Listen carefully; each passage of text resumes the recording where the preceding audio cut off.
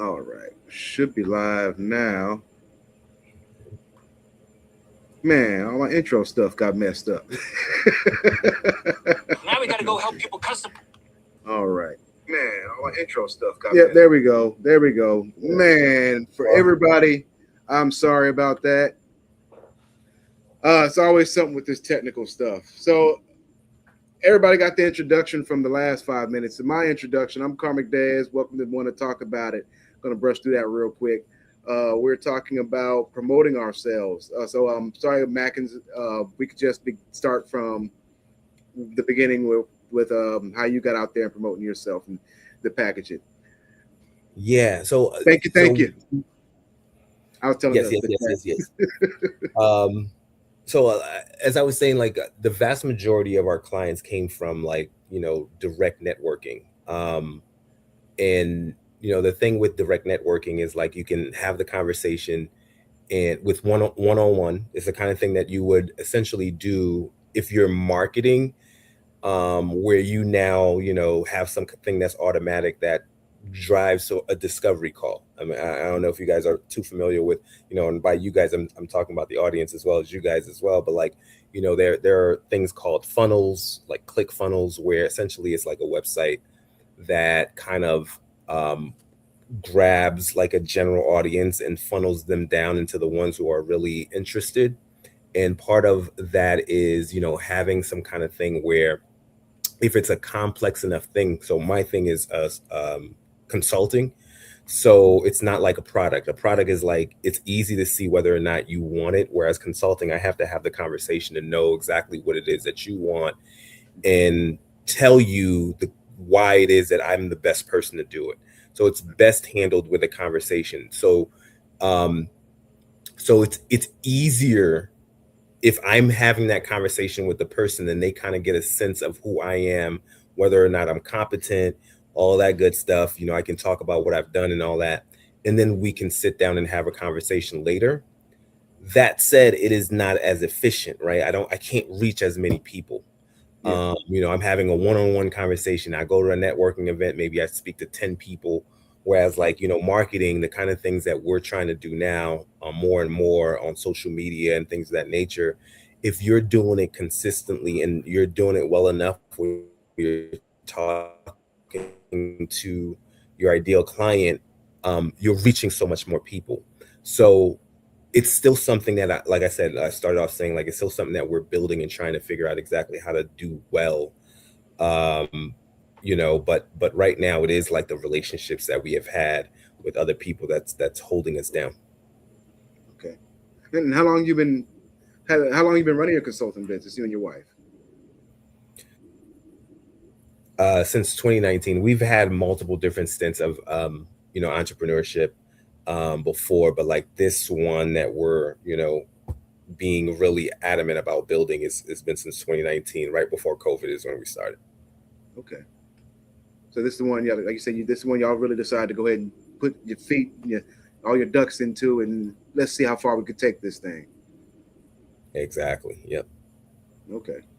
And Josh, what did you do to package what you do? Definitely, yeah. So for me, it was similar but different to Mackins, right? Doing roofing and contracting and stuff like that is how I started. Is just solely roofing. So I was networking, but it was a different type of networking, right? I was doing door to door a lot of times, or what I would do is go into insurance agents' office, talk to the insurance agents, get good with them, become their you know preferred contractor. Same thing with like realtors. I would build relationships with realtors and insurance agents, people who will call me first whenever there's a leak or something wrong with the roof.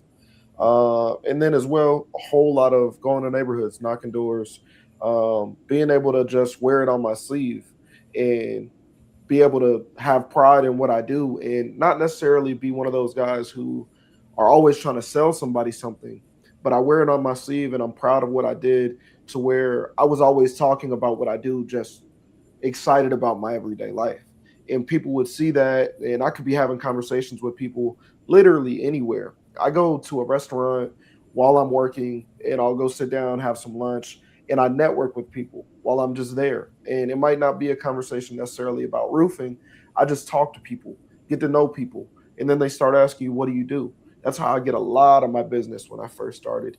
And then as it rolled on, you treat your customers good, you build these referrals. I mean, everybody needs a roof over their head. It's just a matter of who you're choosing to do it. And in Central Texas, when I first started in 2020 doing roofing, um, when I first started, there was only like 1,000 roofing businesses in Central Texas. Now, after all these hailstorms we've had, there's like 50,000 roofing businesses in Central Texas. So it's saturated, and that's why I kind of said it's similar to what Mackins does. He sits down, has a one-on-one conversation with them, has to convince them that, I'm the best guy. That's similar to what I do, because we have 5 other guys who are putting out a bid on this same job, and half of them are going to bid less than me. I have to show why what I'm building is more valuable, and not only why is it the most valuable, but why I'm the most trustworthy contractor to deal with. Because in the world of contracting, you have a whole bunch of grimy individuals who do crossover homeowners, try to charge more later, or run off with your money, do a sloppy job, different things. And being able to sit down, have that conversation with them, build that trust is kind of how I was able to build my foundation and be able to kind of have my customers work for me, to where they would be telling people about me instead of me having to go out and seek more customers consistently all day. Yeah. And I kind of wear my sleeve the same way with, content creation, because I've kind of formed that into a business. I make money doing that now. I'm building that into a brand. In the same way, I network with a lot of different people. It brings me into different crowds and audiences. I get to talk to different people, see what they do, pick up knowledge and information from them, and implement it into my own, and just stay consistent, keep on doing what you do, and that's kind of been my motto, is just keep it going. Don't stop unless something's stopping you, and even then figure it out. Mhm. And that's how I kind of packaged myself when I got started with the lawn service. Like with you, Josh, I was door to door. Like, you need your grass cut. You need your grass cut. You need me to come back next week.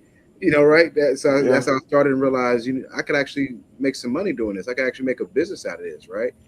And I actually started to get serious with it around 2013, and then it got like really serious, like, again, like y'all, like 2019, 2020, right now, around that time, right? And I packaged myself as the guy that I was going to get out there and get the job done, right? So the service is called the Lawn Warrior. So I put it in the name right there to let you know, you got a problem, I'm here to take care of that problem, right? So now my only job to do is actually follow through on that. So in the beginning, like, if you had a job, I was taking it. Mhm. You needed it done, I was taking the job, right? Because I got to live up to the name, for one. I got to get out there. Whether I can get the job done or not, we're going to put forth our best effort to get the job done. And after a while, it just started to kind of like come to me and get how to stuff to get the stuff done. Like, I went through it this season, I know what to expect this season. So you kind of know what to expect as you go through it. And like with both of y'all, as you start to, you get that clientele, and people start to get used to you and start to tell about you. You're not having to put as much footwork in. Now you're like, I'm at the point now where I'm just starting to advertise now, because I switched to contracting out people to do labor for me. So now I can go back to advertising, because I know I'm going to get calls and people are going to call because they're going to need to work. Before, I had to slow it down because I pretty much packaged it so good. I was getting more than what I could handle, to be quite honest. Um, and it's a beautiful thing. I never thought that I would be overwhelmed by something that I put out there like that. Like, it's dope. Yeah. Y'all feel that same kind of way? Like, Yeah, and I want to also add, I think it's, for those who are, fresh into entrepreneurship, who are thinking about, who are struggling with the marketing aspect of it, I want to say that marketing is necessarily like cumulative. Like, you're built, like, because for multiple reasons, but like, let's say, for example, you get lucky and somebody was looking precisely for what it is that you're offering. You get one, right? but then it doesn't mean that you're like, it's not sustainable. I know there was a long period of time where we were like, feast and famine. Like sometimes we were, eating, and then other times it was like, damn, we can't get that pipeline to be consistent. And what happens is, once people hear enough about you over time, your name starts ringing bells, whether it is that you're having those conversations and, like you said, like the referrals are coming in, or you're consistently putting out the material, like, the social media content or the ads, if that's what it is that you're doing. And you do that enough times, and now people are now recognizing the name, and then now they're willing to actually have the conversation. And so I think that's one thing that I think is important for folks to know. Plus, like, you're also tweaking at the time to see exactly what the message is that works. And so it's important for folks to know, like, you have to put in that time long enough for it to start to pay you back. Yeah, definitely. And that's one thing. Yeah, that's one thing. A lot of people think, oh, I'm gonna start a business, like I'm gonna be rich. Like you're not rich when you start. Like you're actually pretty broke when you start. You're putting in a lot of money into things, and it's like, man, one bad thing happens, you get a major setback. One customer pays you late, and it's like, man, I was counting on that for my supplies for the next job. Things like that, until you really get that growth, that real, traction of having a reputation. It becomes to where you start to wonder some days, like, man, like what am I doing? Like, why am I putting myself through this? Like, why don't I just go work with somebody else where I can make $100,000 a year? Be chilling. I just got to hit a mark and be cool. And then you realize, like, man, that's not what it's about. I got to invest in myself and continue to grow what I have. And you treat it like it's your own baby. You got to grow it, nurture it, be there for it every day. You can't just disappear and come back and say, all right, well, why is nobody supporting me? Make a post on Facebook saying, why none of my friends want to support my business? That's not how it works. It comes from consistency, and it's not your friends that are going to support your business. It's the people that you don't know. Your friends might not even need your business. How many people? I'm 25 years old. You think any of my friends have a house that I could go do their roof? They're like, yeah, I live in a house. And then I pull up. I'm like, oh, okay. Yeah, let me call my landlord after I do the roof inspection and find a leak. Like, oh, okay. Let me call my landlord. What the hell do we have this conversation for, And that's kind of how it is. So you can't always count on your friends to be there to support you. You have to build the reputation for yourself to support you, your track record to support you, to where everybody wants to support you and see you do good because you're genuinely doing good business. People like to see good business. And the other thing that, like, I know is a deterrent is like what you touch on, Mackins, is that fear, right? The no. We fear the no.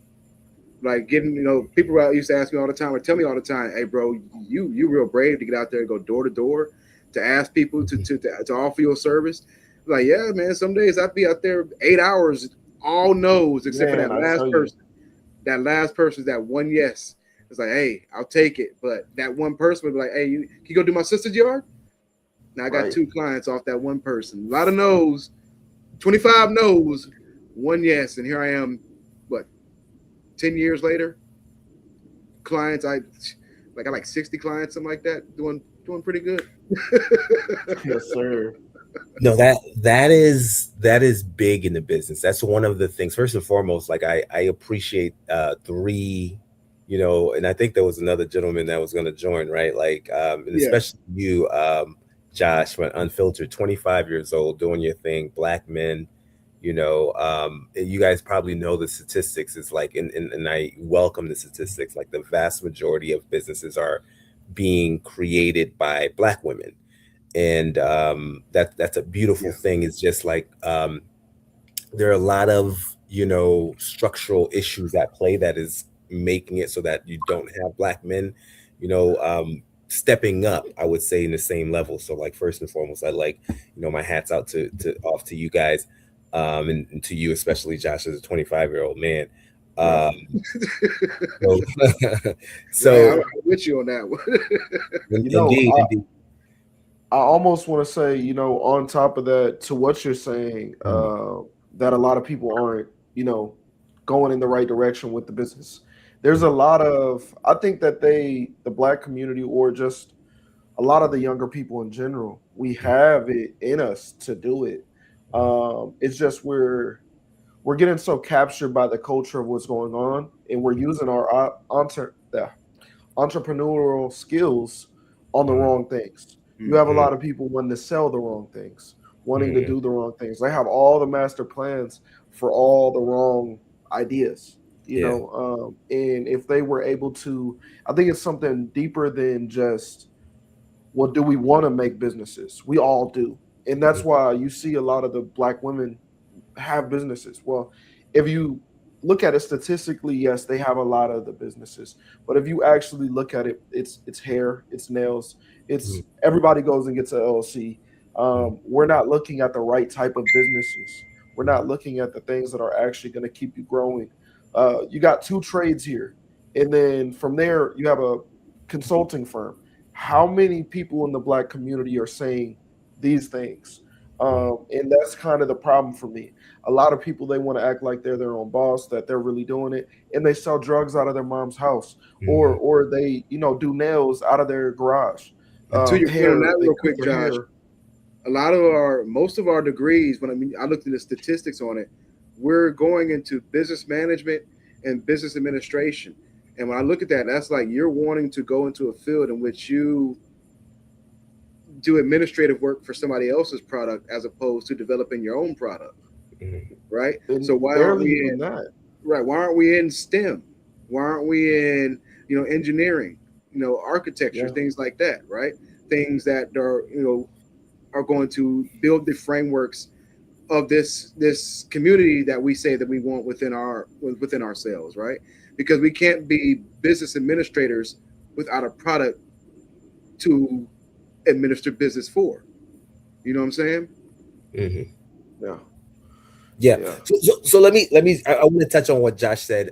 But initially I wanted to also talk about that fear that you talked about. Um, there is a big piece of that, and especially when you think about, like, we were talking all earlier too, Josh and I, about purpose too. A lot of the times that fear is not just a fear of hearing no. It's so Mm. much deeper than that. It's a fear of, am I, again, is, am I worthy? Am I less than? Like, you don't want, for like, that rejection feels like it's a rejection of you because you're doubting yourself. It's the same reason why if you have an interest that might become your purpose, you question whether or not you're big enough for it. You question whether or not you should be the person bringing it up. You You question. talk about that, the Yeah, imposter syndrome. Yeah, I remember, exactly. but So it's so much of that is also controlling the idea that you think you should be hearing yes from people who either A, do not need your products or services, like you were saying, Josh, like they don't have homes, or B, even if they do need it at this time, like, they're not going to listen to every single person, just like you're not listening to every single person that comes to you. So, like, you're taking it personally because you're questioning your own worth. And the idea of being able to step up, to have the conversations that you were having, like where you're saying, here's what I'm doing, standing proud about it, and that's the basis of marketing to begin with. Even if it's just a conversation between two people where you're like, here's what I'm doing, or you're creating it and then you're going to put it out. A lot of times you're thinking about who is going to see it when you put it out. What are they going to think? Oh, here's this guy trying to, you know what I'm saying? All of that is what's contributing to that fear, and that's part of why I work on that piece. Because, and that was what I wanted to say earlier, when I lost my train of thought, Josh, was, part of what happens with the purpose is impacted by the fear of whether or not you can even be the one to carry that purpose. And so a lot of times people get too scared to continue on their purpose. And as a result, they're like, all right, now the thing that you probably would have driven you to go and do all those other things, you're too scared to actually bring it about. So I wanted to say that. I also wanted to speak on, the fact that folks are, engaged in like entrepreneurship that are illegal, essentially, right? There's a thing to the the sexiness of it, right? Like the sexiness of, like, even like you talked about the trades. These are there are tons of people who are going into school when, getting degrees, paying tons and tons of money. I'm one of them, where, you know they are, like, not even looking at the trades, where if you spend the kind of time, money, and effort that you did in school working on your trade, you could probably be making more money than some people who went and got that psychology degree. Yeah. It's Man, much more sexy for you to go and say, okay, here's what I'm going to do. Same thing with, like, selling narcotics. It's like, it's sexier. And even and if it's also what right? Like, if all your friends are doing it, it's much easier for you to jump into something that seems familiar to you, than having to go and, work at something that you don't know. Even though, like, if they've done the math on it, if you're on the street selling that stuff, like, your hourly rate is low as hell. You know what I'm saying? it People don't really is. understand all of that stuff. Yeah. Yeah. I think as well though, it's as well as illegal stuff. Even the businesses we do have though, a lot of them. If you look at the statistics, they're little petty. Like, you're not really, Mm. and I don't mean to like discredit us, right?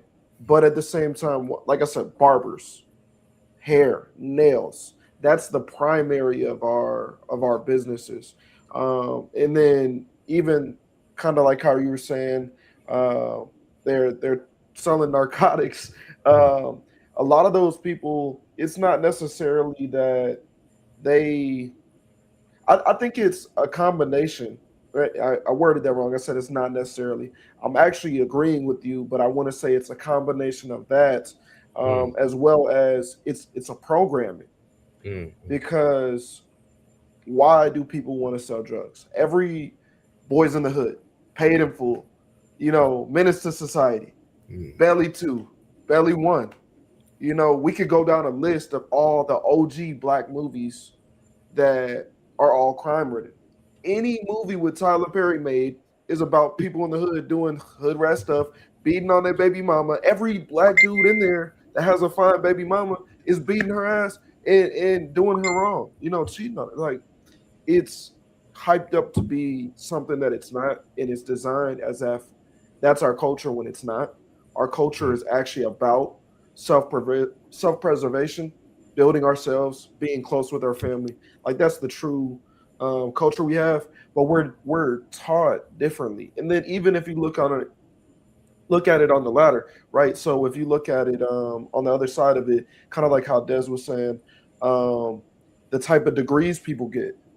Well, or even how you were saying, well, if you just went into a trade instead of doing all that money into the degree that probably you won't even get a real job, honestly, nowadays, especially Mm. with most of the degrees that people are getting, especially most of our people are getting, right?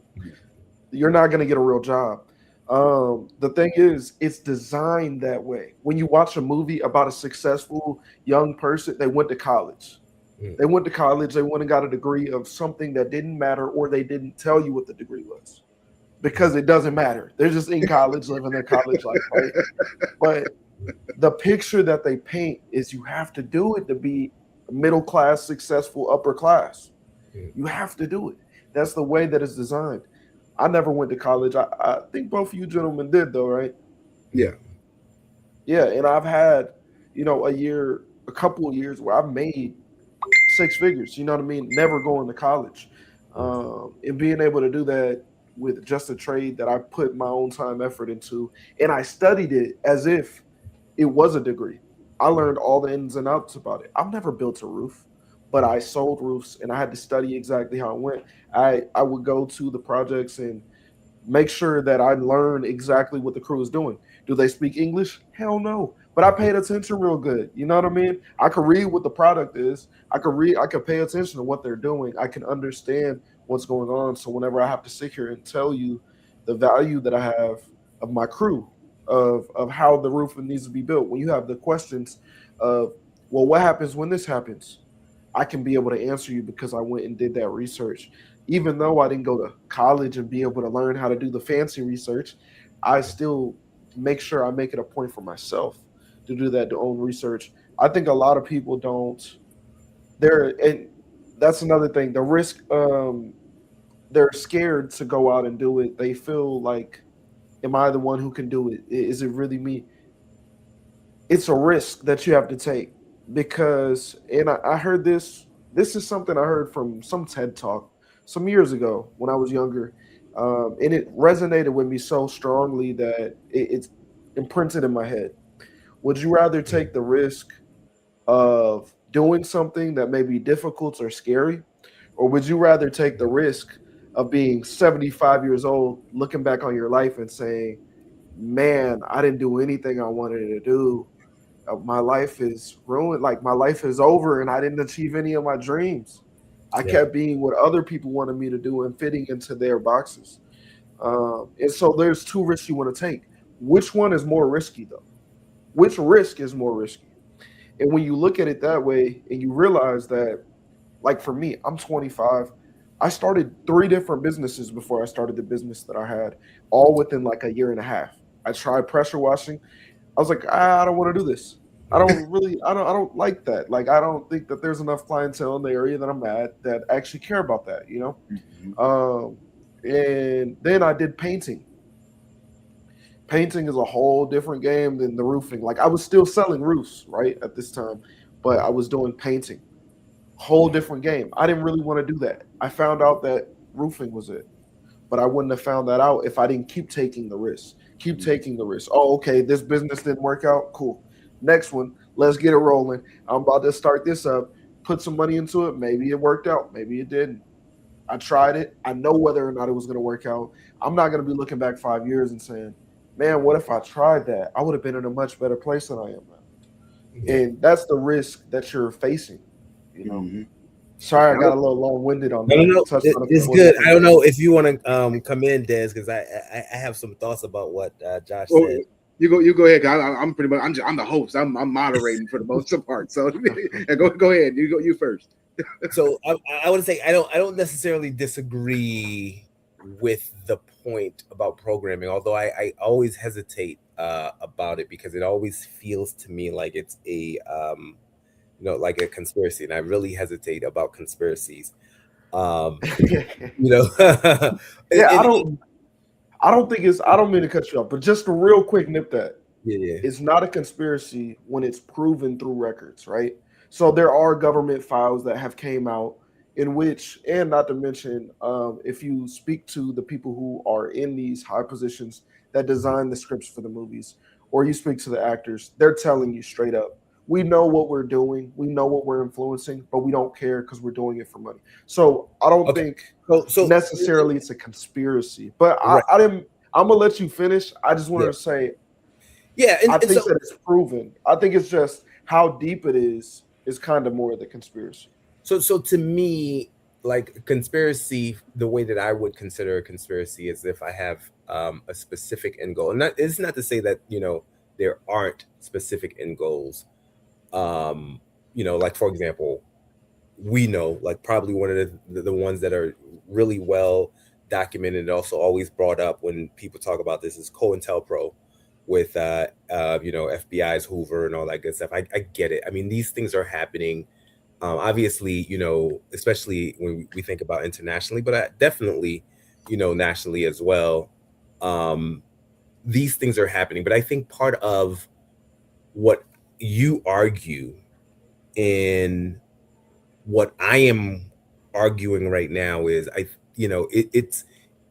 it's really up to us. Like it's how we respond to things. It's what we do. Like when we were moving, because there's always going to be vested interest, right? That's just the nature of life. It doesn't have to be like you know what, I am going to go and do this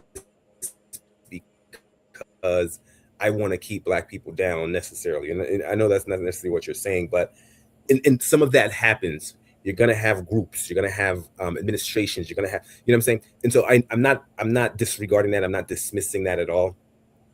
And so, but what I wanted to get into, because I know that isn't a discussion that I both share some parts of it, but I also don't want to dwell on it too much, because I feel like it's always on us. Whenever it is that we say, like, yes, we have enemies.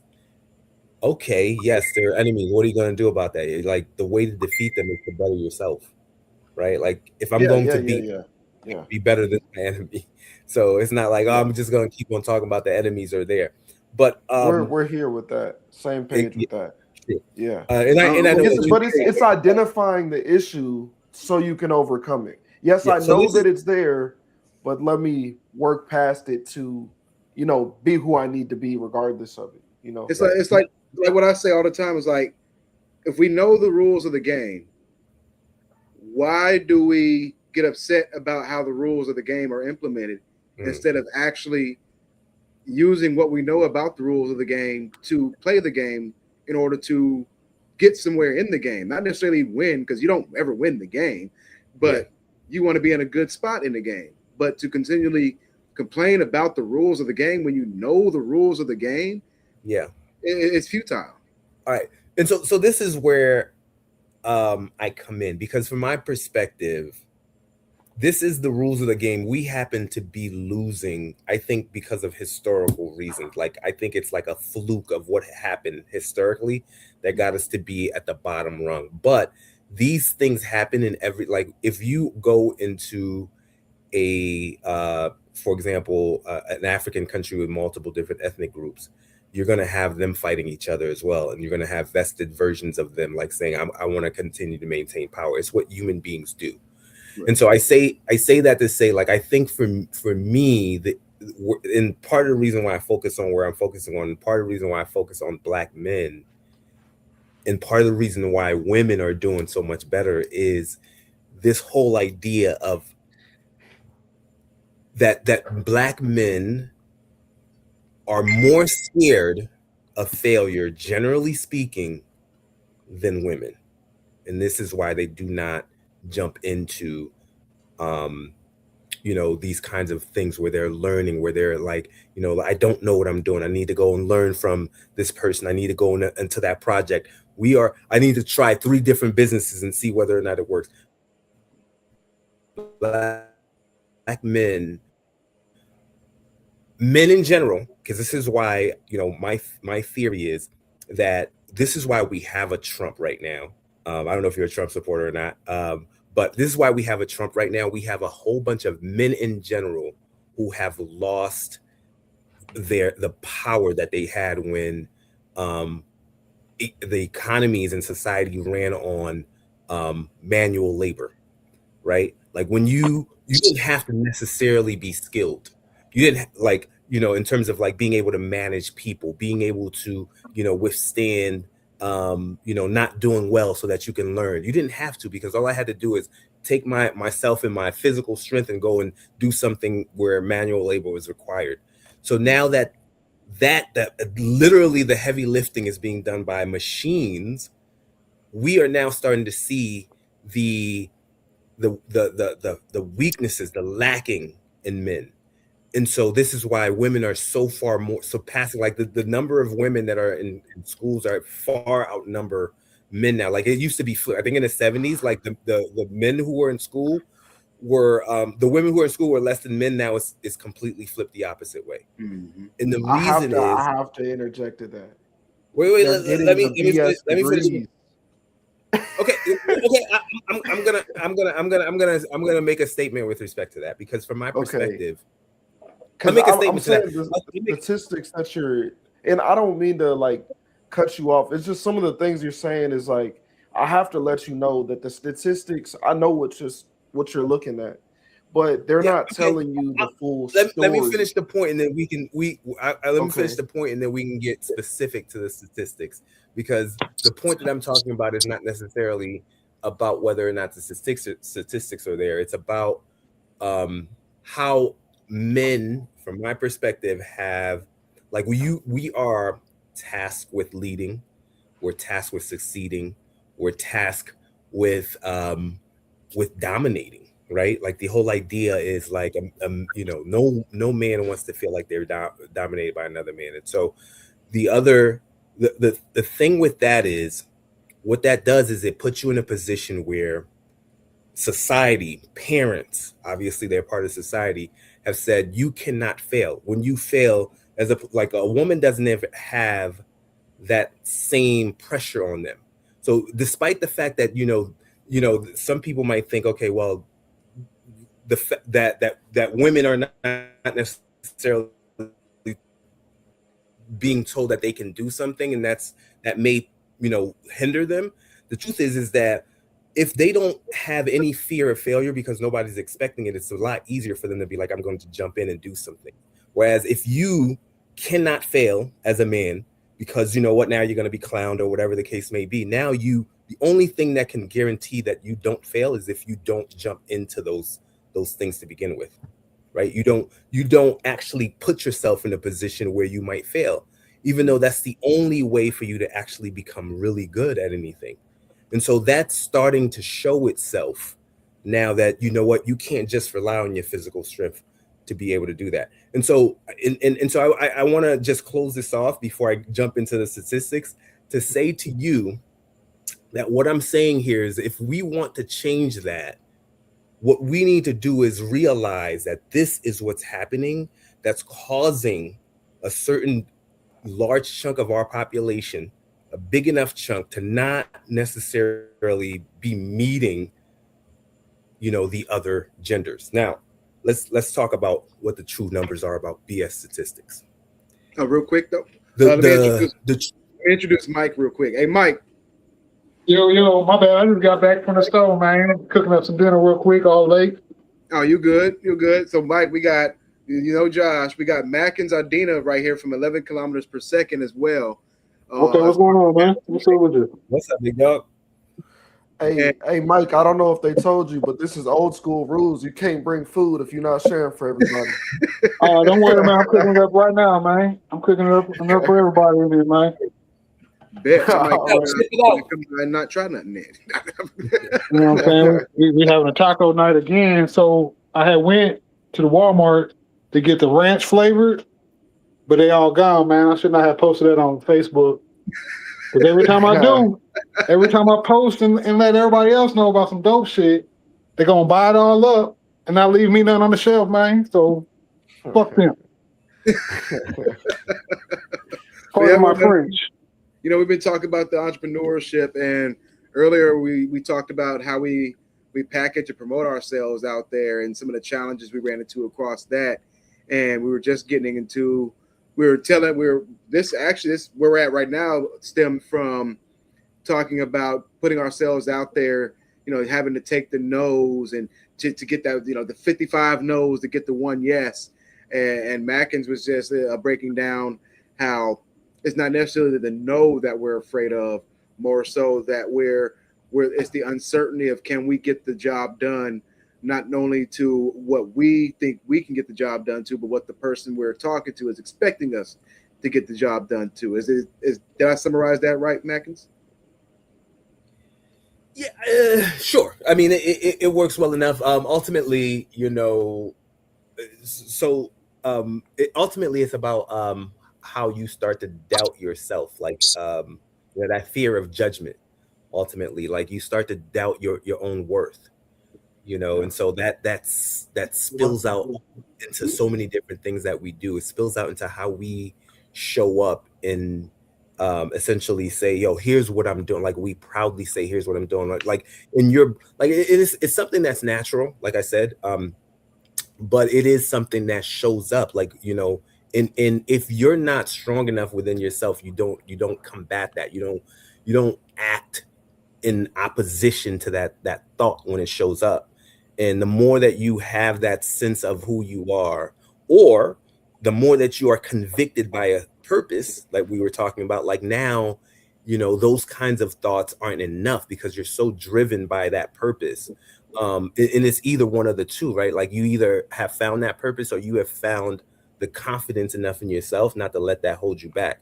So, you know, this is what it would take for you to market yourself. This is what it would take for you to sell and to hear the no, and not necessarily be like, this is, you know, a reflection on who I am as a person, and just send you spiraling downwards, you know, and not come back the next day because it's like I'm a bum. If you think you're a bum, you're definitely not going to be able to sell that person, right? And so that's the kind of thing that you know I was talking about there. But I was also saying that, like, society. So this is where I had jumped to, with respect to men in general. Society has essentially misled and misguided men into thinking like they have to essentially dominate ultimately. And I say that to say very seriously, like, we do not really understand what power is. It's like what we are looking at when we're looking at a Trump or even an Elon Musk. We're saying, oh, they're brash. They're like, you know, they can do this, that, and the third. In reality, these guys couldn't probably, you know, beat anybody up. That's not the strength. The strength is their ability to connect to people. That's what's working. That's a relational skill. Those are the skills that women traditionally have had, because they couldn't beat anybody up. In order to get what they needed to convince a man. They needed to have that conversation to convince a man.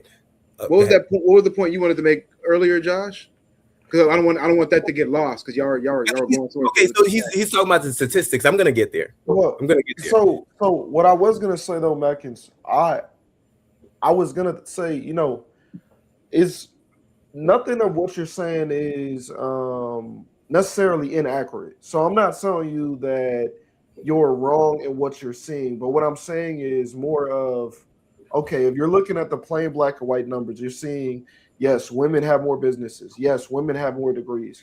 But if you're looking at just the people who are actually coming in to do the work, or if you're looking at just the men who are actually putting in the work and just the women who are actually putting in the work, you're gonna see naturally the increase of, or the differential of who earns more, who's more successful. You're 9 times going to see the black men are actually doing successful things when they do apply themselves. It's just the fact of the matter is, it's almost to what you're saying of the men have been, you know, tricked out of what it is to actually have the power. It's not necessarily, I don't think it's necessarily they've been tricked out front. I think they've been tricked in the home. They've been tricked that the woman is supposed to control the home instead of the man, because they don't have a man around, a father figure, whatever the case. And it's not just even in the black community. It's all over now, where you're seeing less fathers in homes in general. It's more of a cultural thing. You see more people with baby mamas than anything. And then not only do they not see the man going out and doing it, they don't see, a lot of the times, there's a lot of men who have just got out of prison. Those are their fathers. We had a wave of that, kind of like how you were saying before. It's some of the things that happen in history. But at the same time, it's also a direct result of there's not enough role models for us. There's nobody who's out on Front Street doing it the right way to where you can look up to those that draw them into that. But at the same time, the people who are actually when you're looking at men and women, the men are doing better.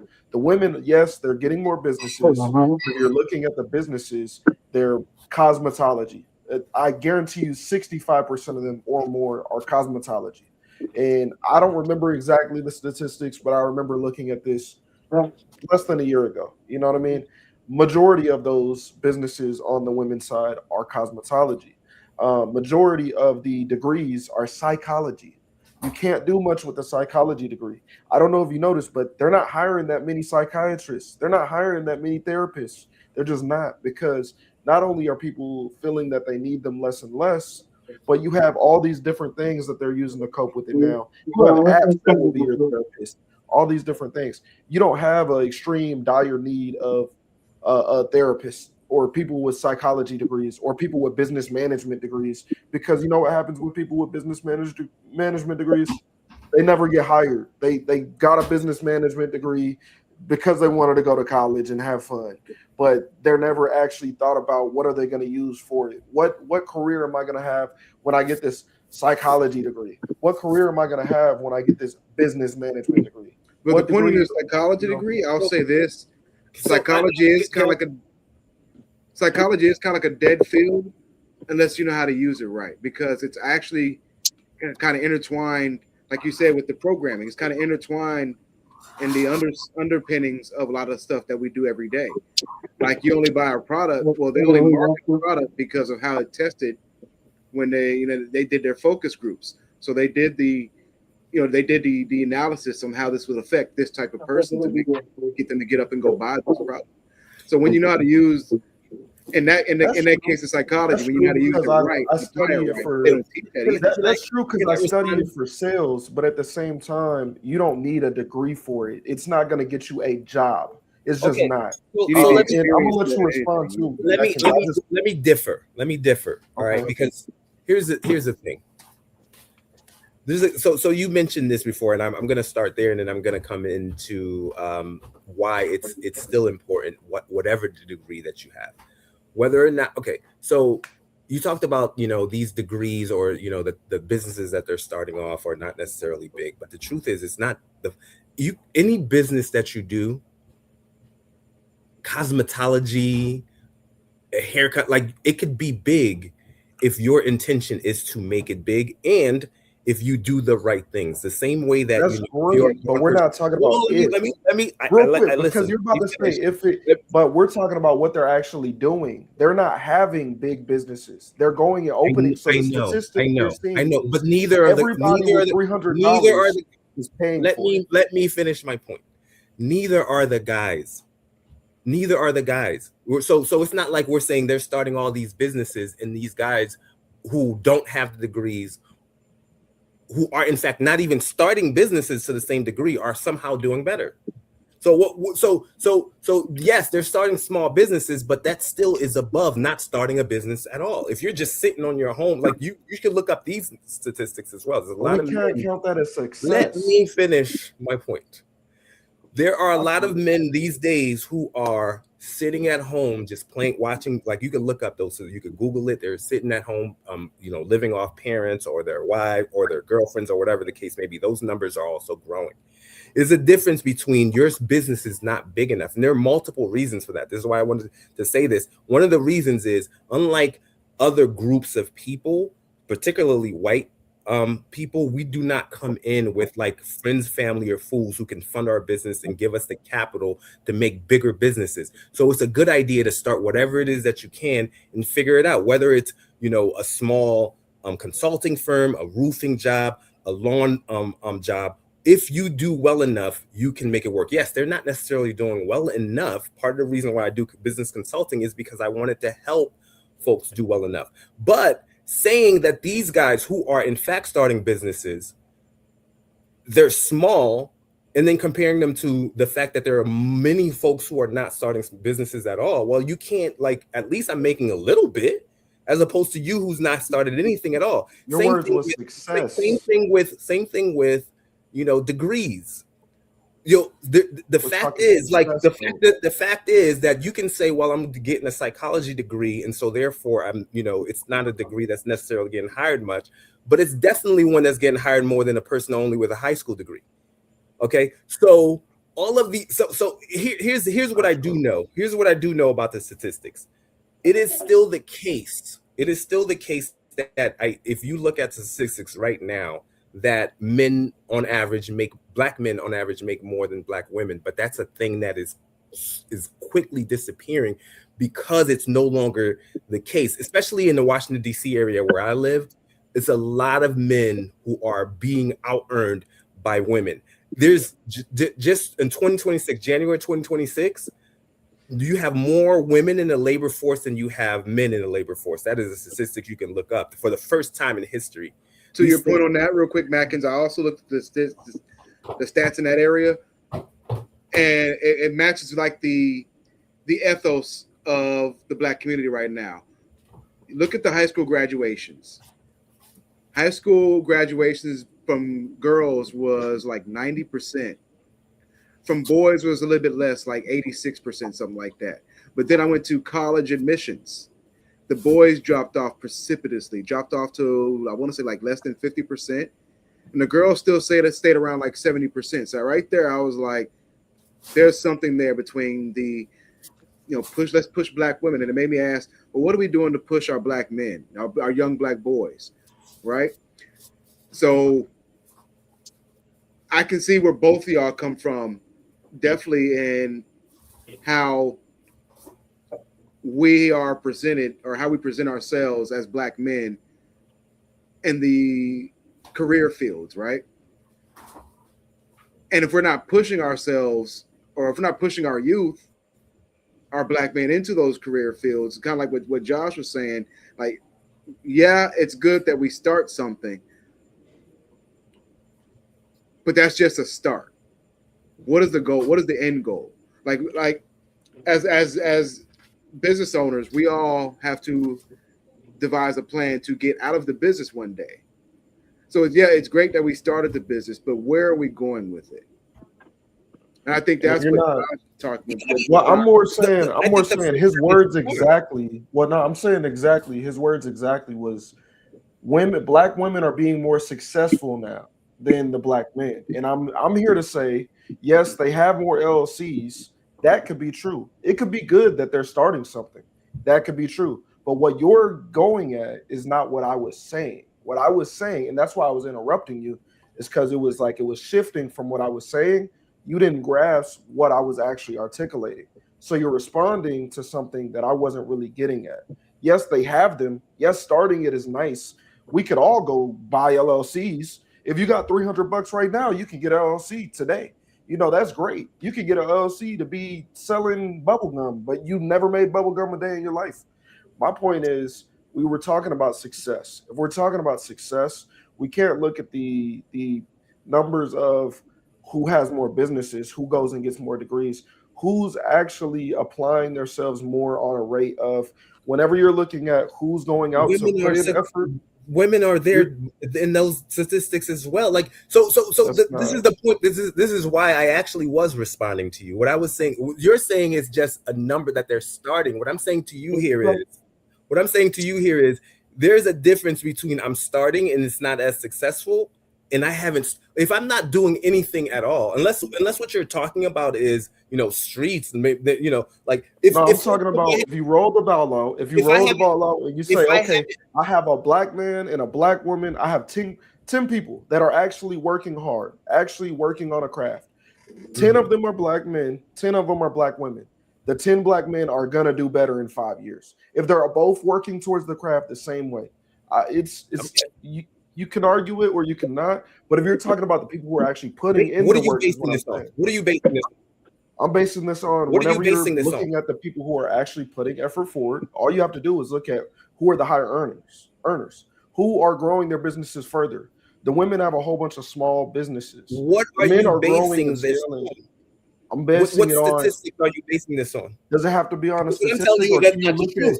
You look at the statistics of seeing that black men do make more than black women? And if you're to say that it's not true, then pull up the statistic that shows me differently, because I don't see a statistic. I didn't disagree that they currently make more. I specifically said that they currently. Yes, I said that it's shifting means that it's already starting to become different. Yeah, so let's say this is what shifting means. Let's say, for example, 10 years ago, it was let's just use income. They were making 10,000 more. 5 years ago, they're making 2,000 more. Last year, or even this year, they're making 1,000 more. The trajectory shows that they are now getting to the point where if it keeps going in the same direction, if we do not invest in black men, if we do not see that now, because it's a more service economy, because I think that's what it is more than anything else. Yeah. Because at one point you used to be able to work steel, you used to be able to, go into coal mines or whatever the case may be. And now all of that stuff is not necessarily there anymore. So now you have to figure out exactly how you're going to be able to provide in a way that doesn't require just your physical strength. If we don't find a way to invest in black men in the same way, then maybe 5 years from now it's going to be completely opposite. It's already happening. in school numbers. And so you could say, well, yes, they are getting degrees that don't matter, but eventually, if you're not getting degrees at all, you're not getting hired. But that is not necessarily true. As we've already stated, I know plenty of people who have degrees who make $25,000 a year, who I can turn around, I could buy their whole career with just trading in my truck. Like, what are we talking about? I'm not talking about individual. I'm not talking about individual situations. Okay, so talk about the majority. I'm talking about the majority. Generally speaking, no, it's definitely not the majority. I think the majority. You're saying that the majority of people who do not have degrees make more than the majority of people who have them. I'm saying the majority of people who have degrees do not have jobs. It's literally as compared to the ones who do not have, who only have high school degrees. And they still have jobs. You're getting people told. There's people talking about you're telling me that the people who have high school degrees have more jobs than the people who have college degrees. I know a lot of people that what I'm telling you is generally speaking. Is that what the claim that you're making? See, generally speaking, that is the trend, though. What gets me, it is, and that's what gets me is he wants to be able to say what he wants to say, but then whenever I'm elaborating on what I'm saying, he'll double down on what he said again, right? So what I'm going to say is the trend is 100%. The trend is 100%. Look it up because it's been trending. Let me interject on that real quick, Josh. And not to mention, Josh, let me interject real quick. The reason the trend is going that way is because are you? And how old do you think I am? Well, you know how old I am. So I'm college level, right? So when I say I know people, it's because I'm in that stratosphere. Yours is way older than me, right? You have a subset. You haven't been in everywhere in America. That doesn't matter. I get to see it on first hand. Not just because you know people where you live doesn't mean that's how it is everywhere in America. You think I've only ever been? Y'all got some comments here. They're asking, what about the immigrants that come here with nothing and flourish? There we go, and they don't get college degrees. But with the vast majority of immigrants that come here have college degrees. That's not true. That's not true. I am an immigrant. I can tell you. I can tell. Yes, it is because the fact we're talking about illegal that are coming here would be too poor to even be able to get here. The ones who are you're talking about people who came here illegally. You're talking about people who came here illegally. You're talking about people who came here illegally. So you're saying that there's more illegal immigrants than legal immigrants? There's more illegal immigrants than people who came here legally? 20 million people came in within the last 4 years. You think there was more? 20 million illegal immigrants came in with the last 4 years. Yes, go look it up. Let's save that. Let's save that one first. We can get into whatever stats you want to get into, but I'm telling you, I don't have to regurgitate the exact stat to know that I've been paying attention to it for years. Okay, you can Google it now. I just generally know college degree holders typically have higher employment rates. Low. This is what Google said. I can share my screen if you do. Now let's go look up. But we're talking about not employment. Who is more successful? So where are you going? So you're just going. We just have to take your word. I've been saying successful this whole time, and you keep talking about employment. You keep talking about an opportunity that you're not taking. I keep talking about success. Because you're young, you know that people your age who have high school degrees have more jobs than people who have college degrees. I just Googled that. I said more successful. You said that because of your age. This is successful over and over. And you keep talking about the position that they have. That has nothing to do with what you said about success jobs. Is success. You said job. How do you get said job. I said success. Right. I've been saying success. How many times do I have to say success? Hey, let's break it down. Immigrants. What's supposed to be? It's supposed to be. Now. Please, and make sure you're finding on the right hand. I can share that. Like, you can't just say stuff and not actually look at the actual statistics. No, there are significantly more legal immigrants than illegal immigrants in the United States. Of the more than 46 million foreign-born residents in the United States, illegal immigrants include 23 million naturalized citizens. Illegal is 14 million individuals. So Well, my comment where right are here you says basing they don't know the your true information 14 from? million. That's says not they don't know even the right. true numbers. It's If you're probably talking more. That's about, what if they're you're saying in the talking, chat when right you're now. looking at once again statistics that don't actually line up, But when chat, you're looking at this immigration number, I just want you are to you good? share Are you with good? me because I can share my screen. Because I want you to share with you me can where share you're your screen getting all what you're day. basing All your you have to information do is on. realize that when they're talking about the fellas, immigrants, because I'm looking let's at the talk same thing about- you're looking at, like I just researched it too. We could both look it up on Google. We're both on computers, right? Okay, so I'm with basing that it being on said, something. You're Those are basing it talking on about what those are talking you want me about to believe. immigrants. Those are talking about I immigrants just that have have one been question, here fellas. and immigrant families, How is this descendants of talking immigrants. about Those are all counted. promoting So yourself? we're not talking about. Okay, we're not that's talking what I about. was talking about. So when we're talking about people with degrees and all that We're good talking stuff, about people we're here not right talking now today, not talking about descendants of immigrants and born in and second generation Hey, immigrants. Mike, you That's got any- all counted. you got any in No, commentary? they're 300 not. million. What are you talking about? Yes, It they says are. foreign-born residents. It says It does not. foreign-born. I'm If you're looking at the looking same thing. That it it mentions says all of it. 46 I'm looking at million the same. I'm looking at the same residents. numbers. So I'm how looking you at the gonna same get numbers. how you gonna get all families then? It says It says foreign-born. no. It does not say that. It says nearly What the hell you three-quarters talk- of the Can I foreign-born. present? I'm Can I reading it present? too. Can I I'm reading it present? too. I'm Can reading I it too. It present? says Can I nearly share my three-quarters screen? of the foreign-born Can I share my population. screen? Can I share my screen? It says foreign-born. Nearly. It I'm says reading it too. foreign-born. It says nearly. I'm What are reading you the same talking shit. about nearly? It says says up to nearly 46 three-quarters. Nearly Bro, three-quarters. fellas, We Nearly are not three-quarters looking at of the the same foreign-born thing. population.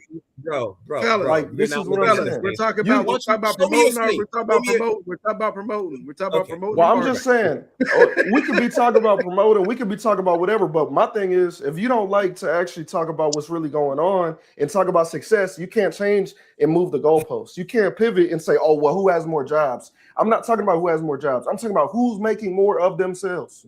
Just like you wanted to talk about, oh, girls and boys. And I said girls and boys. Okay, men are making more money, period. They're more successful. You said success. I stuck with success. We said success. Then you went over to college students. Then you started talking about, well, if they have more degrees, who has more jobs? I said, forget about the jobs. That's good right Who there. has more success? How Who do we has promote more is being success? recorded? That's the end of the how do we top promote- five.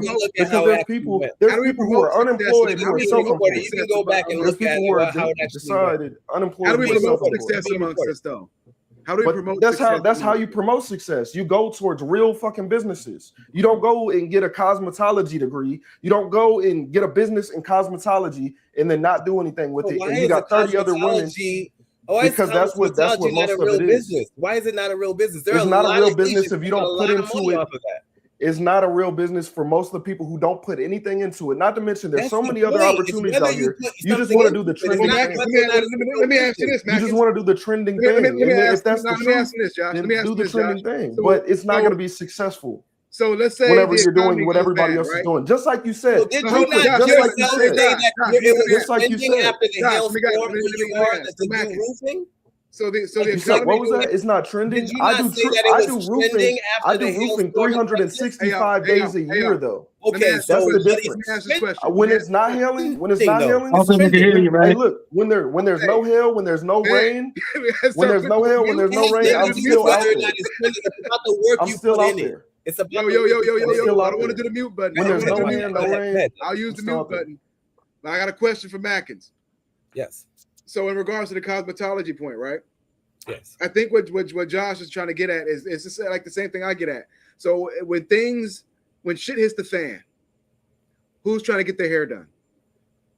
No fucking body. Nobody was getting their hair done in COVID. Nobody. Everybody was This is a question nappy for headed me? than a motherfucker. This was a question for me. That's how it Okay. is. It's a question It for you, could be a Mac. question for whoever. It's a Y'all question like for to you, cut me Mackins. off whenever I'm Let's saying. it's for saying Mackins. it. It's for Mackins. It's for you, All right. Mackins. So this is not a yes or no question because you said when shit hits the fan. So what? I don't know exactly what it means when shit hits the fan. We seen it. But COVID. can I speak? Let's let him finish. So I don't know precisely what it is that you mean when shit hits the fan, but what I can tell you is this: two things. Whatever business that you decide to put your time, energy, and effort in, you will be able to make it successful. I'm not arguing that we should all be doing cosmetology. I'm just going to tell you that I'm not going to tell somebody that your business is better. If you are willing, there are many people who not only do cosmetology, but get to the point where they can franchise it. where they can actually make it a big business. The thing is, I'm not going to tell you the business is not well. I'm going to tell you whether or not you are doing what is necessary. There are people who are doing engineering stuff that we might say, oh, STEM is all good, and aren't able to make anything of it either. There are a lot of businesses that go under. So I'm not going to go in and be like, okay, this business is good, is this not? I'm going to say, is this entrepreneur good enough to make the business good? Now, to answer the question that you asked specifically about when shit hits the fan, it really depends on who your ideal client is. There are a lot of people, if your ideal client are people with disposable income, those people are always going to be able to go and get their hair done. You know what, during COVID or whatever the case may be, those are people who are like, yo, I'm going to figure out how to get my hair done. And if you can pivot, maybe you come to their home, you put on your mask, and then you get your things done. There are a lot of people who've been able to do that. For me, this is precisely what it means to be an entrepreneur. You are willing to figure it out. You know, you're figuring it out. You're pivoting if necessary. You're doing whatever is necessary to make sure that revenue comes in. And there are times when shit hits the fan and you've pivoted to the point where now you offer something a little bit different based on what people are looking at. So like, whereas it was just like nails, okay, well, you're not going to be seen for nails right now. Okay, what can I sell you that, you know, is visible on, you know, Zoom or whatever the case may be. It's really about if you have built that trust with your client base, then you're able to then pivot and still sell something to your client base. So that's my opinion. That's what I wanted to get at, because like that right there, like you said, that is the spirit of entrepreneurship. It's just like when people say, like when I do the studies in religious studies, and people say that when you ask if you ever wanted to become a Jew, they tell you you don't want to do that. It's like the same thing with entrepreneurship. You got to know that there's going to be shit that's going to be like rock your fucking world. It's going to look like you can't make it tomorrow. And we touched on that a little bit earlier, but you got to have it in you to know that I'm going to give it my best fucking shot, whether I make it or not. Right. And so like when I asked, when shit hits the fan with cosmetology, that's how, like, if I was a consultant, a business consultant like you, I would ask that same question to anybody who would start a business, because how you answer that question, like you just did, lets me know whether you're in the right mindset to either continue or maybe you should go ahead and pivot now. You know what I'm saying? Yeah. So like what y'all, the back and forth y'all had, it wasn't a back and forth. It was I was trying to talk and everybody kept interrupting me, but we've heard him talk for like 45 minutes at a time. But I'm just saying, at the end of the day, we can talk about the mindset. Yes, that's great. But if we're talking about getting started off and being successful, we need to be looking at different businesses. Everybody can want to be in the NBA, but only a small percent makes it to the NBA. So if you're doing what everybody else is doing and everybody wants to be in the NBA, then guess what? It's a smaller chance of you being successful at that. But if you have a more variety of what you're looking at instead of just the same 5 things that everybody wants to do because it's trendy, then guess what? You're not going to do as well because everybody's doing it. I don't need you to cut my hair if I already have a barber. If everybody in the city cuts hair, I don't need you to cut hair. I don't need you to I'm going to use your trade not as serious, but let's say if everybody in the neighborhood is a lawn service guy, right? If everybody on the street cuts grass, it's really hard for you to sell me that you want to cut my grass when you just moved here to this neighborhood and Mackins right here is my next door neighbor and we drink beers every day and he has a lawn service business. It's really hard for me whenever it's saturated with all the same things, with all the same clientele, with all the same type of people. So that's what I was really getting to, is not necessarily, oh, it's not good to be able to have a business regardless of what the business is. But it's like, we have to, if we're being real with the people, we have to tell them, pay attention to what is actually doing good. It's not always just about what you want to do. It's about what is the most successful route for you. If you want my raw, unfiltered advice on how to get going started, you think I fell in love with roofs because I love the way shingles look? No, I fell in love with roofs because I love money. I fell in love with it, and then I learned, oh, this is actually a great career because I get to build relationships and network with people. But if you sit here and only do things that you think is cool or you think is something to do that's trendy right now, oh, a lot of people will mess with me. when I do hair or do net, and I keep bringing up these same things because majority That's it, of dude. the people that I know who are starting businesses, you could say that I know, or you could say that are on social media that you see around. It's not just that I know personally on day-to-day basis, but you see it everywhere. Reports, every different thing. When you're looking at it, all the people who do all these businesses that we keep talking about, they're not actually going towards anything because you're getting that faced rejection so early because it's nothing unique. It's nothing unique. We all can cut hair. We all can do these same things. So when it's not anything unique and you can't separate yourself, especially if the only way to do it is just stay consistent, most of these people aren't being consistent. So you have to realize that we're talking to the people who are getting started, not to the people who already have the mindset. You don't have the mindset when you start a business. You develop it as you go on. As the years experience, as the time hardens you, you start to realize exactly what it takes to be a business owner. You don't get that from the jump. And if we're talking about from the jump, let's look at the different varieties of businesses we can have instead of just the same things. If clearly people are not being successful in those things, let's talk about some things that we can actually do for other trades, other things, whether it's trades, whether it's, something where you have to get schooling for. I'm sure you probably had to get schooling for your business, Mackins. Different things. There's different opportunities, different avenues that you could take. That's all that I was just trying to say. I don't know how I got into him not wanting me to speak just because I interjected a couple of times to let him know that what he was saying is not what I said and my words was twisted. But that was it. But hey, look, if y'all don't like the actual back and forth, actual real conversations, I'll let y'all do y'all friendly talk and we can talk rainbows and flowers and we can keep pretending like we're telling the truth and actually being real with the audience from multiple different perspectives. But if we want to talk about multiple different perspectives, I have no problem adding in mine. And if you want to combat it, I have no problem having that intellect with you and having that conversation with you.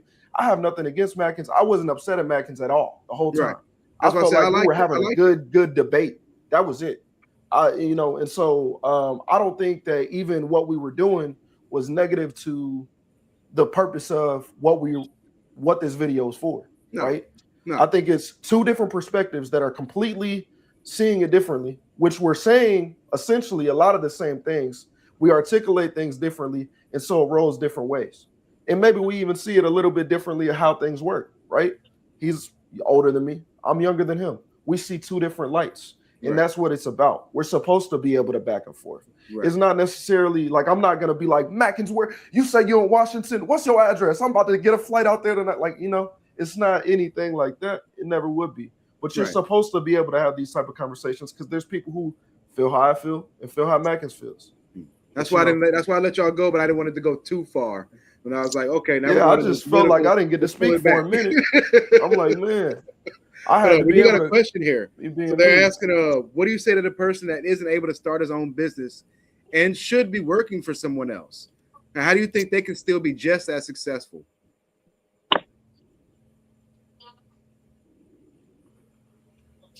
Look at tacos.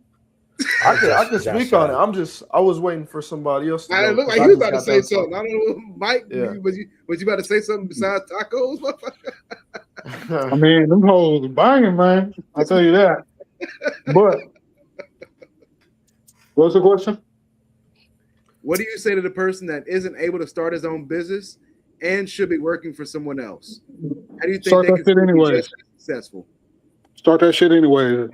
If you want to start a business and you can't, do it anyways. That's what I did. That's what I did. It's not. Do it. Get out there. I ain't got no type of degree for no businesses. The best teacher is experience. You know what I'm saying? Yeah. So just get out there and do that shit. I think it's not really a left or right type of choice. Like, I think you can start your business while you're working for somebody else. I think that especially while you're getting started in your business, you should be working for somebody else while you're growing it. It's so that you can be able to have that steadiness. In some people, it does work better whenever you don't have the stableness, and that makes you grind even harder, right? But a lot of people, without being able to fit their needs in the meantime, it causes them to spiral down. Instead of growing and succeeding in their business, they start using all the money for their business they could put back into their business, Instead, they use it for their everyday life. So I don't think necessarily that they should give up on starting a business. I think that they should continue to building a career in their actual workforce, wherever job they're at.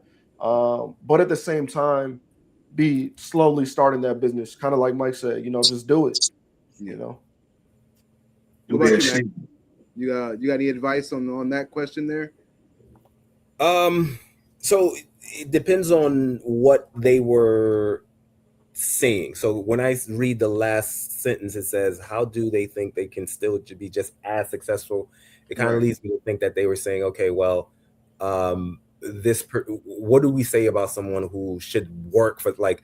They aren't good entrepreneurs. Like they would not do well. The temperament, maybe, like the things that we were talking about. They can't necessarily pivot, or they can't take the ups and downs. And that's how I was taking it. That's how I'm reading it. If so, I'll answer it both ways. I'll say that if my thing is that it's about mastery of whatever it is that you have an interest in, or like Josh was saying earlier, a purpose in. Like you don't have to necessarily be the person running the business. Thing is, running a business is entirely different than actually working the business, right? So it takes so many different hats. Like if I am someone who is essentially, just to use the example of a roofer, for example, if I'm the person who, like, I am an expert, I've mastered how to put in those tiles or whatever it is that they're called, and I love it, I don't necessarily want to be the person who has to go and get the clients. I don't necessarily want to be the person who has to manage the people who are getting the clients. I don't want to have to be the person who goes and hires the accountant to handle the money. I don't want to handle any of that. I don't think that's something that you need to necessarily force yourself to do. And so if you do that really well and that satisfies your desires for the amount of money you can make, then I'm all for it. Yes, not everyone will be able to do it. So that's my thing. Like ultimately at the end of the day, it's about what makes you happy as a human being. And if you love what it is that you're doing, and if you feel like that's your purpose, then there's nothing better in the world. Like there are a lot of people who are making tons of money and are miserable, committing suicide, or like drugs or whatever the case may be, and that doesn't help anybody either. So yeah, that's my answer to that. And I kind of echo what you're saying, Mackins, and like it's like the kung fu of things. And in the kung fu of things is you become master at whatever the hell you're good at. If you like sweeping, be a master at sweeping, right? It's that same idea, right? So when it dawned on me, like that specific question is, everybody can't be a king. If everybody's a king, who's doing the work? You know what I'm saying? Some people are going to be, and not in like a negative sense or anything, the peasants, the workers, right? And in that aspect, that's how things get done. There are people who have to work, and there are people who have to guide the work. And in some way, we have to figure out where we fit in, right? There's some people who know off the rip, like I flip burgers. That's all I'm ever going to do.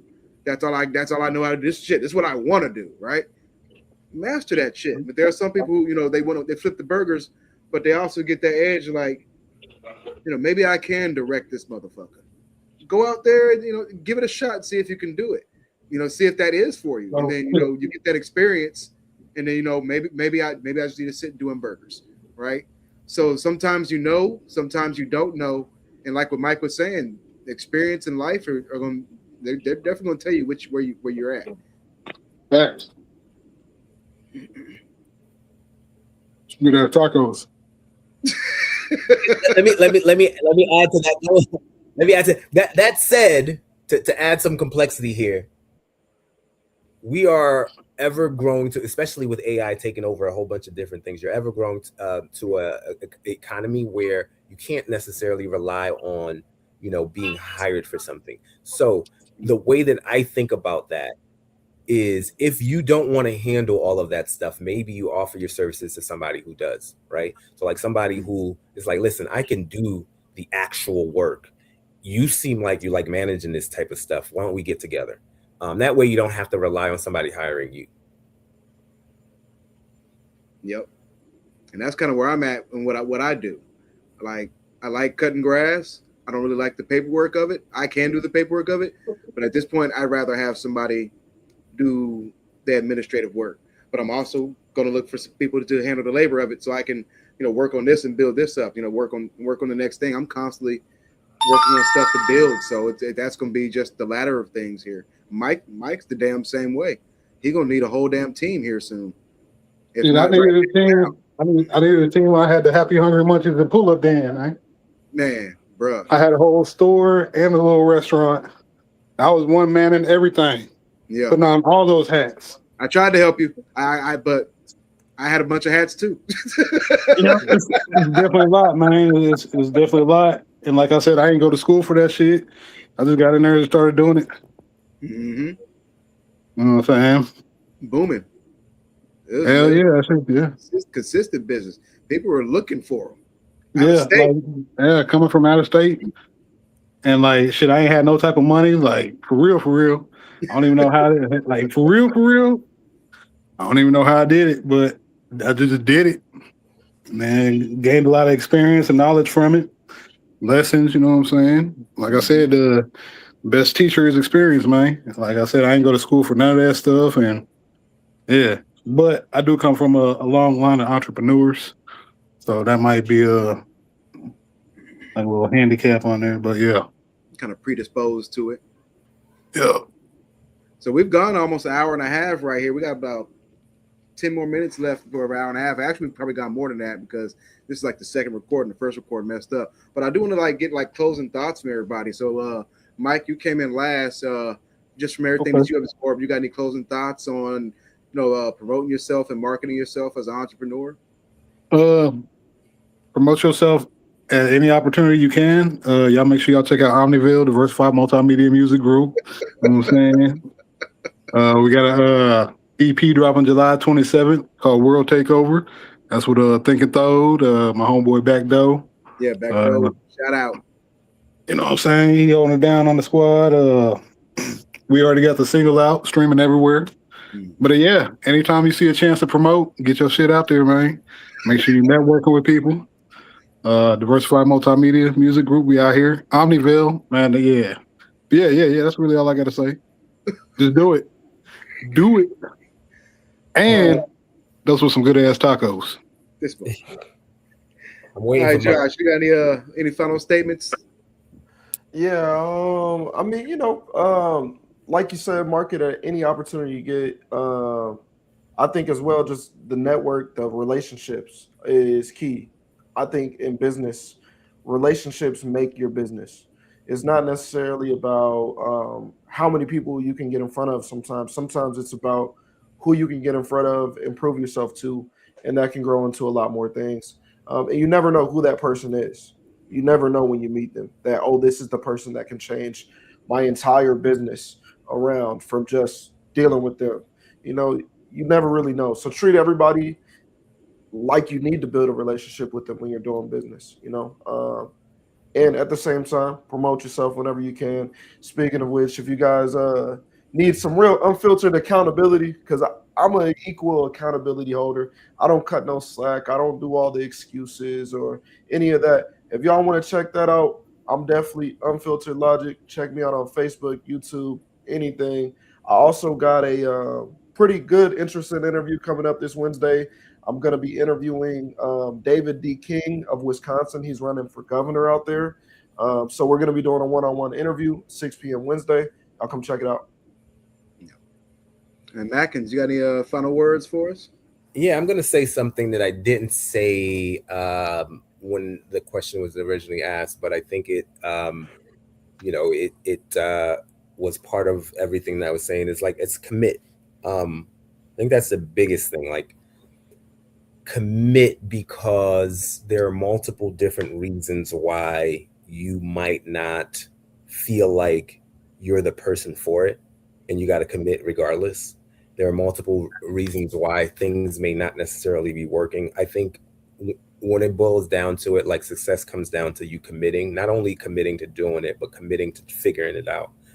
And those two things are important to understand, because like there are a lot of people who are committing to just be there, like committing to just going to work every day, or committing to be like, okay, I have this thing that I'm doing, but not necessarily committing to tweaking it.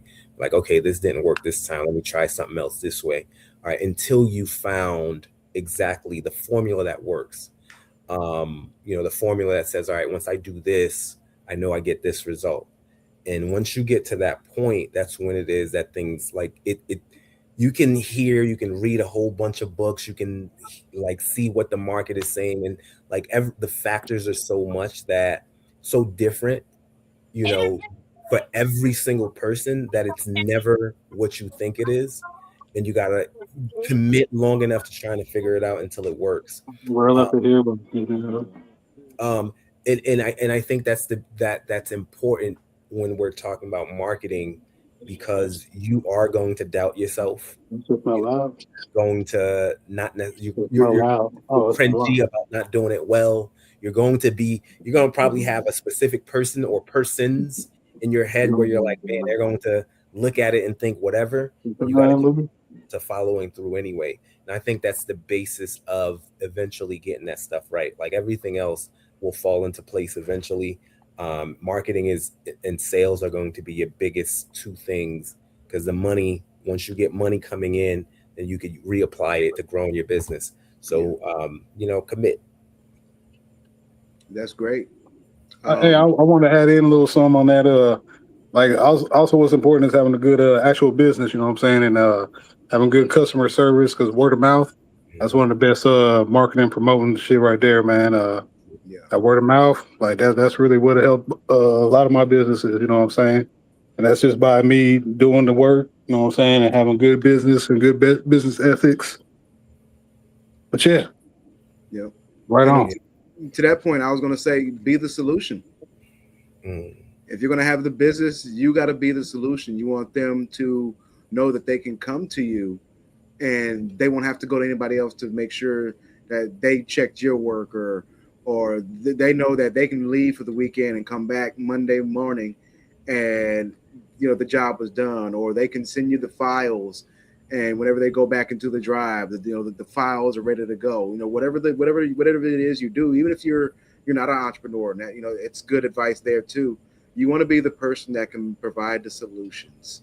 Like I said, flipping burgers earlier. If I'm a manager, I don't have to monitor you to make sure you're flipping the burgers right every time. But if you're the person that can flip my burgers right every time and teach my team how to flip the burgers right every time, damn it, you got you a fucking job. Whatever you're offering, be unique with it.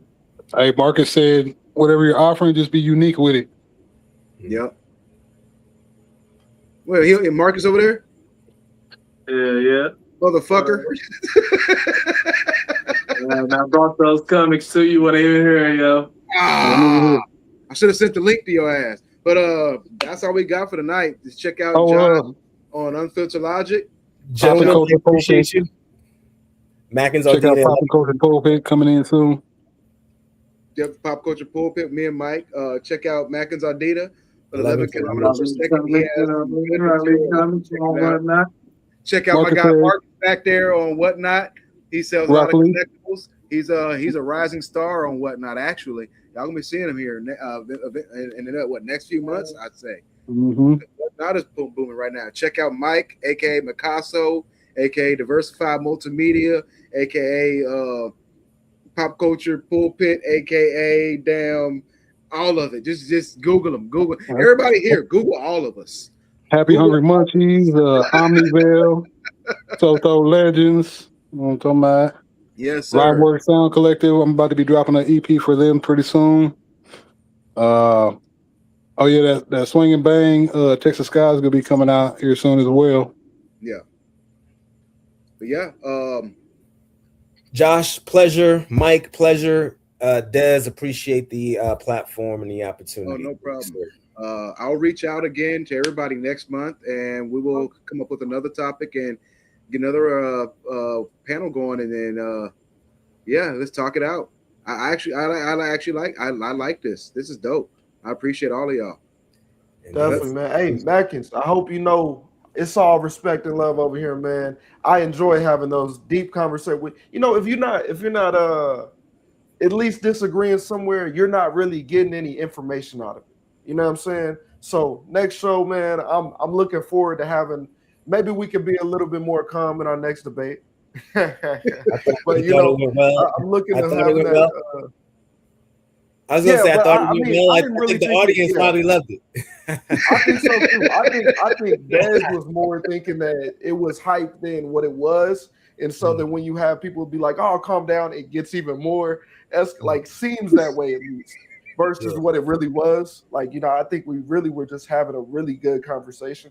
So I look forward to having that conversation with you again, man. Dez, always, we always gonna keep running up Dez.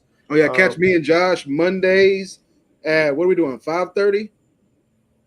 Yeah, 5:30 Mondays, 11 5:30 a.m. Saturdays. If we can make it on time on Saturdays. Yeah, I'm gonna try to catch his Wednesday shows, and then my show 9:30 on Saturdays, and once a month we will have the panel like we did tonight. So again, dominate y'all's day, dominate y'all's night, and remember, people are just people. And them tacos are good as fuck. All right, gentlemen. And remember to make midnight tacos. where I am. I'm an old man. I gotta get my sleep. Hey, all right. I'm about to get some easy. Y'all have a good. Y'all have a good one. We out. All right, take it easy. Good night. All right, nigga. Get off the stream, motherfucker. Nah, nigga.